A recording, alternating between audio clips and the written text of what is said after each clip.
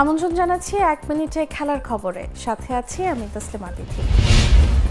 Euro চ্যাম্পিয়নশিপের সেমিফাইনালে ফ্রান্সের বিপক্ষে স্পেনের লামিন ইয়ামামের দর্শনীয় গোলকেই এবারের ইউরোর সেরা বলে ঘোষিত হয়েছে।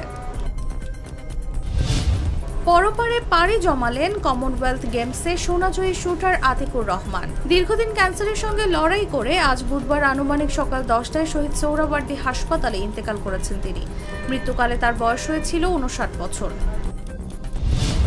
বর্ণবৈষম্যমূলক আচরণের অভিযোগে আর্জেন্টিনার এনজো ফার্নান্দেজ ও নিকোলাস ওতামেন্দিদের বিরুদ্ধে আইনি অভিযোগ দায়ের করছে ফ্রান্স ফুটবল ফেডারেশন।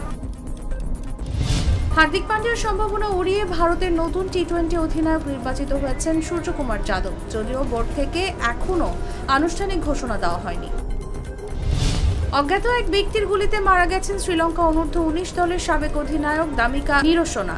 আম্বালা গোদায় নিজ বাসার বাইরে পরিবারের সামনেই তাকে গুলি করা হয়।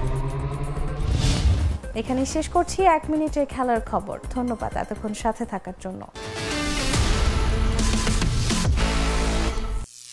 করিম চাচা, আপনার প্রিয় মানুষদের কখনো বিপদে ফেলতে চাইবেন না স্যার। তাহলে আমাদের বিপদে রাখা কি ঠিক হচ্ছে? এজন্যই বিজলি কেবলস সবচেয়ে ভালো ও নিরাপদ। ফ্লেম রিটার্ডেন্ট পিভিসি দিয়ে তৈরি বিজলি কেবলস, নিরাপদ আজীবন।